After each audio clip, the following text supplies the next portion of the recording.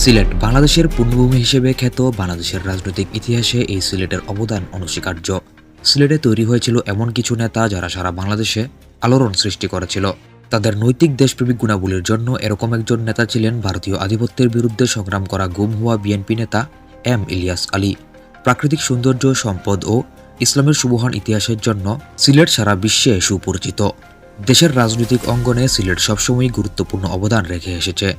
দেশের রাজনৈতিক ক্ষমতা পালাবদলের একটি বিষয় এমন আছে যে সিলেট জেলার সিলেট ১ আসনটিতে যে দলের প্রার্থী জয়লাভ করবে সেই দলই সরকার নির্বাচিত হয়, বা যেই দল থেকে সেই প্রার্থী নির্বাচিত হবে সেই দলই আগামীতে সরকার প্রধান হবে। বর্তমানে আগামী ত্রয়োদশ জাতীয় সংসদ নির্বাচনকে সামনে রেখে সিলেট জেলায় শুরু হয়েছে সকল রাজনৈতিক দলের নির্বাচনী প্রচার প্রচারণা। বিএনপি, জামায়াতে ইসলামী সহ অন্যান্য সকল রাজনৈতিক দলের নেতারা করছেন গণসংযোগ। চলছে এক প্রকার উৎসবমুখর পরিবেশ পুরো সিলেট জুড়ে।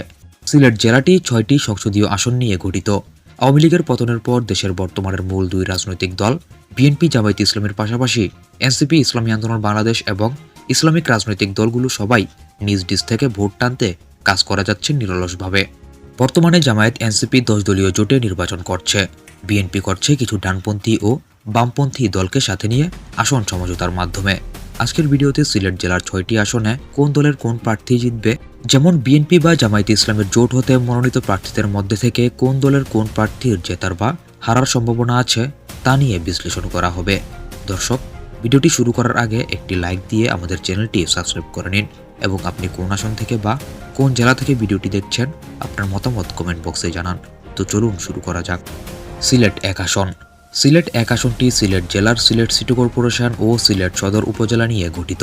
এই আসনটি সিলেট তথা বাংলাদেশের খুবই গুরুত্বপূর্ণ একটি আসন।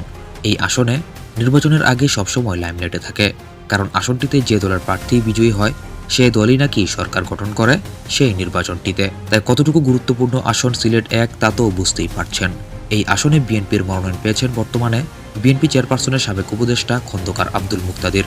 তাকে সিলেটের আইকনিক নেতা হিসেবে ধরা হয়। সিলেট ১ আসনকে কেন্দ্র করে তার প্রচার প্রচারণা, সভা সমাবেশ, গণসংযোগ ছিল বেশ ভালোভাবেই। এই আসনে এর আগে ২০১৮ সালের রাতের ভোটের নির্বাচনে তিনি অনেক ভোট পেয়েছিলেন। অন্যদিকে আসনটিতে জামায়াতে ইসলামী হতে মনোনীত প্রার্থী, জামায়াতের কেন্দ্রীয় মজলিসে শুরা সদস্য ও সিলেট জেলা জামায়াতের আমির মাওলানা হাবিবুর রহমান। এর আগে এই আসনে মনোনয়ন পেয়েছিলেন জামায়াতে ইসলামের কেন্দ্রীয় সহকারী সেক্রেটারি জেনারেল এহসানুল মাহবুব জুবায়ের। তবে তিনি নির্বাচনী দায়িত্ব কাঁধে নেওয়ায় আসনটিতে মনোনয়ন পান জেলা আমির মাওলানা হাবিবুর রহমান। তবে আসনটিতে এখন পর্যন্ত এগিয়ে আছেন খন্দকার আব্দুল মুক্তাদির এবং জামায়াত প্রার্থী এই আসনে প্রচার প্রচারণা চালালেও তার জন্য উল্লেখযোগ্য ভোটার নেই এই আসনটিতে। তবে একটি কথা শোনা যাচ্ছে যে সেটি হচ্ছে, যদি জামায়াতের এহসানুল মাহবুব জুবায়েরকে এই আসনে মনোনয়ন দেওয়া হয় তবে জামায়াতে ইসলামী খেলা ঘুরিয়ে দিতে পারে সিলেট ১ আসনের। এই গুরুত্বপূর্ণ আসন নিয়ে এখন জামায়াতের কী ভাবনা সেটি পরেই বোঝা যাবে। আর আব্দুল মুক্তাদিরের জনপ্রিয়তা অনেক বেশি সিলেট ১ আসনে। তাকে হারিয়ে দেওয়া যে কোনো প্রার্থীর জন্য খুবই দুরূহ একটি কাজ। এভাবে চললে আসনটিতে জয় নিশ্চিত হবে বিএনপির খন্দকার আব্দুল মুক্তাদিরের। সিলেট ২ আসন। সিলেট ২ আসনটি সিলেট জেলার বিশ্বনাথ উপজেলা, ওসমানীনগর উপজেলা নিয়ে গঠিত। ওই আসনে বিএনপির মনোনয়ন পেয়েছেন গুম হওয়া নেতা ইলিয়াস আলীর স্ত্রী তাহসিনা রুশদীর লুনা। আসনটি ইলিয়াস আলীর আসন হিসেবে পরিচিত। বর্তমানে তার পরিবর্তে আসনটিতে সকল কার্যক্রম চালাচ্ছেন তার স্ত্রী তাহসিনা রুশদীর লুনা এবং তাকে বিএনপি থেকে এখানে মনোনয়ন দেওয়া হয়। এই আসনে নিয়মিত প্রচার প্রচারণা ও জনসমাবেশ করছেন তাহসিনা রুশদীর লুনা।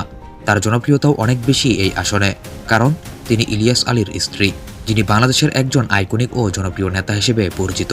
কারণ তার যে অন্যায়ের বলিষ্ঠ কণ্ঠস্বর ছিল তা অন্য কোনো নেতার মধ্যে দেখা যায় না। তার পক্ষে কাজ করছে দলের সকল স্তরের নেতাকর্মীরা, নেই কোনো প্রকার বিভেদ। এবং এই আসনে জামায়াতে ইসলামের সমর্থিত প্রার্থী মোহাম্মদ মুনতাসির আলী, তিনি খেলাফত মজলিসের যুগ্ম মহাসচিব হিসেবে দায়িত্ব পালন করছেন। আসনটিতে তিনি জামায়াত সমর্থিত প্রার্থী হিসেবে বেশ জোরালোভাবেই নির্বাচনী প্রচার প্রচারণা করছেন। তবে আসনটিতে তার থেকে বেশি জনপ্রিয় প্রার্থী তাহসিনা রুশদীর লুনা এখন পর্যন্ত। তাকে হারানো জামায়াতের ১০ দলীয় জোটের জন্য অনেকটা কষ্টসাধ্য হতে পারে। তবে জামায়াতের নির্দিষ্ট ভোট, হুজুরদের ভোট তিনিই পাবেন এখানে, যদিও এটি তার জন্য যথেষ্ট নয় তাহসিনা রুশদীর লুনাকে হারানোর জন্য। সিলেট ৩ আসন। সিলেট ৩ আসনটি সিলেট জেলার দক্ষিণ সুরমা উপজেলা, ফেঞ্চুগঞ্জ উপজেলা এবং বালাগঞ্জ উপজেলা নিয়ে গঠিত। এই আসনে বিএনপির মনোনয়ন পেয়েছেন যুক্তরাজ্য বিএনপির সভাপতি ও প্রয়াত বিএনপি চেয়ারপারসন বেগম খালেদা জিয়ার উপদেষ্টা এম এ মালিক। তিনি দীর্ঘদিন যুক্তরাজ্যে ছিলেন 5ই আগস্টের পর দেশে এসে সকল নির্বাচনী কার্যক্রম চালিয়ে যাচ্ছেন এবং দলে তার জায়গা পাকাপোক্ত করেছেন। বর্তমানে তার মনোনয়ন স্থগিত করা হলেও আবার তা পুনরায় চালু করা হয়। আসনটিতে বিএনপির হেভিওয়েট প্রার্থী ছিলেন সিলেট জেলা বিএনপির সভাপতি আব্দুল কাইয়ুম চৌধুরী। তাকে মনোনয়ন না দিয়ে আসনটিতে মনোনয়ন দেওয়া হয় এম এ মালিককে। বলা হয় এম এ মালিক তারেক রহমানের একেবারেই ঘনিষ্ঠজন, তাই তার মনোনয়ন এই আসনে নিশ্চিত করা হয়েছে এবং এটি নিয়ে তৃণমূল বিএনপিতে চাপা ক্ষোভ ও অসন্তোষ পরিলক্ষিত হয় এবং এই আসনে জামায়াতে ইসলামের প্রার্থী দক্ষিণ সুরমা উপজেলার সাবেক চেয়ারম্যান ও সিলেট 3 আসনের সংসদ সদস্য পদপ্রার্থী মাওলানা লোকমান আহমেদ। তিনি এই আসনে বেশ জনপ্রিয় একজন নেতা। এর আগে হয়েছেন উপজেলা চেয়ারম্যানও। তাই বিএনপির চাপা ক্ষোভ এবং জামায়াত ও ইসলামী দলগুলোর ভোট ব্যাংকের পাশাপাশি তরুণদের ভোট চলে যেতে পারে মাওলানা লোকমান হোসেনের দিকে। তবে বিএনপির এম এ মালিককে মনোনয়ন দেওয়ায় এই আসনে অনেকটাই ব্যাকফুটে চলে গিয়েছে বিএনপি। এই আসনে যদি আব্দুল কাইয়ুম চৌধুরীকে মনোনয়ন দেওয়া হতো তাহলে অবশ্যই এই আসনে বিএনপি জয়লাভ করত। যদিও বা এই কারণে এখন বিএনপি 2 ভাগে বিভক্ত কার্যত আসনটিতে এবং এম এ মালিককে মনোনয়ন দেওয়ায় অনেকেই অবাক হয়েছেন, কারণ দীর্ঘদিন তিনি দেশের বাইরে ছিলেন, কোনো প্রকার যোগাযোগ ছিল না তার এই আসনে। সিলেট 4 আসন।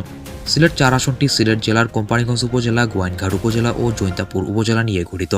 এই আসনে বিএনপির মনোনীত প্রার্থী সাবেক সিলেট সিটি মেয়র আরিফুল হক চৌধুরী। তিনি এই আসনে আগে নির্বাচন করার জন্য তেমন আগ্রহী ছিলেন না, পরে আবার এই আসনে মনোনয়ন পান তিনি। বর্তমানে এই আসনে তার প্রচার প্রচারণা ও দলীয় গণসংযোগ ছিল খুবই দৃশ্যমান।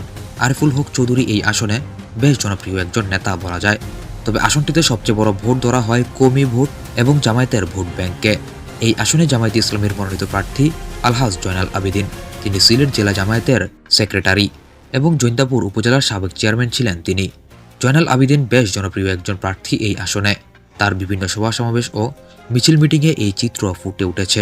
তবে আসনটিতে আরেকটাই গুঞ্জন আছে যে সদ্য খেলাফত মজলিস ছেড়ে জামায়াতে ইসলামীতে যোগ দেওয়া মাওলানা আলী হাসান ওসামাকেও নাকি জামায়াত এই আসনটি ছেড়ে দিতে পারে। তবে সেটি কতটুকু সত্য তা নিয়ে সন্দেহ আছে।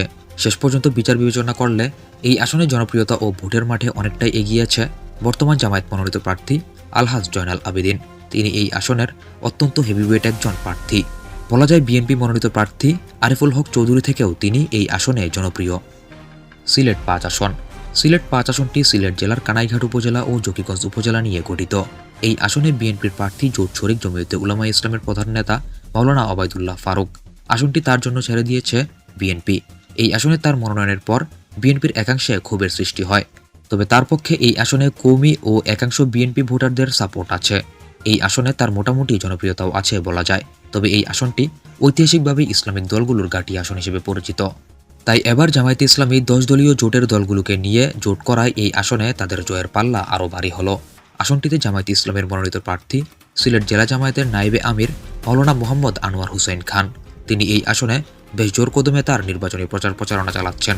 আসনটিতে তার জনপ্রিয়তাও ছিল চোখে পড়ার মতো, আর তা হবেই না বা কেন, কারণ আসনটি ঐতিহাসিকভাবেই জামায়াতে ইসলামের ঘাঁটি আসন এবং এই আসনের জরিপে বলা যায় আসনটিতে মূল লড়াই হবে মূলত ইসলামিক দলগুলোর মধ্যে এবং তারা বিএনপি ও জামায়াতে ইসলামীও বলা যায় যে বিএনপি ও জামায়াতে ইসলামের ইসলামিক যে ধারাটি রয়েছে সেখানেই মূলত মূল লড়াইটি হবে এবং তুলনামূলকভাবে এখানে এগিয়ে থাকবেন জামায়াতে ইসলামী মনোনীত প্রার্থী, কারণ বৃহৎ ইসলামী জোট এবার তাদের পক্ষেই আছে। সিলেট 6 আসন। সিলেট 6 আসনটি সিলেট জেলার বিয়ানীবাজার উপজেলা ও গোলাপগঞ্জ উপজেলা নিয়ে গঠিত। এই আসনে বিএনপির মনোনয়ন এখনও চূড়ান্ত হয়নি। আছেন 2 প্রার্থী, অ্যাডভোকেট এমরান আহমেদ চৌধুরী এবং ফয়সাল আহমেদ চৌধুরী। এক প্রকার বলা যায় আসনটিতে বিএনপির মনোনয়ন নিয়ে টানাপোড়েন চলছে, আর এই সুযোগ নিবে বাংলাদেশ জামায়াতে ইসলামী, কারণ এখানে আছে তাদের হেভিওয়েট প্রার্থী জামায়াতের কেন্দ্রীয় নির্বাহী পরিষদ সদস্য ঢাকা মহানগরী উত্তরের আমির মোহাম্মদ সেলিম উদ্দিন। তিনি এই আসনের অত্যন্ত হেভিওয়েট একজন এমপি প্রার্থী ও নেতা। বলা হচ্ছে এই আসনে তার এবার একচেটিয়া জয় হবে, কারণ হিসেবে ধরা হচ্ছে একই আসনে বিএনপির 2 প্রার্থীর মনোনয়ন সমস্যা, আর জামায়াতের 10 দলীয় জোট এক্ষেত্রে এই আসনে আরও বেশি কাজ করবে বলে আশা করা যাচ্ছে। পরিশেষে বলা যায় সিলেট জেলার প্রায় বেশিরভাগ আসনই এবার পরিসংখ্যানে জামায়াতে ইসলামী বা 10 দলীয় জোট এগিয়ে থাকবে এবং জামায়াতে ইসলামীর সঙ্গে থাকবে এবার জাতীয় নাগরিক পার্টি এনসিপি, যারা এবার তরুণদের অনেকটা ভোট টানবে এবং সেই ভোটগুলো বর্তমানে জামায়াতে ইসলামের পক্ষেই যাবে এবং কিছুটা ব্যাকফুটে আছে বর্তমানে সিলেট জেলায় বিএনপি। তবে শেষ পর্যন্ত কি হয় সেটি পর্যন্ত দেখতে আপনাদের অপেক্ষা করতে হবে 12ই ফেব্রুয়ারি আগামী ত্রয়োদশ জাতীয় সংসদ নির্বাচনের ফলাফলের উপর।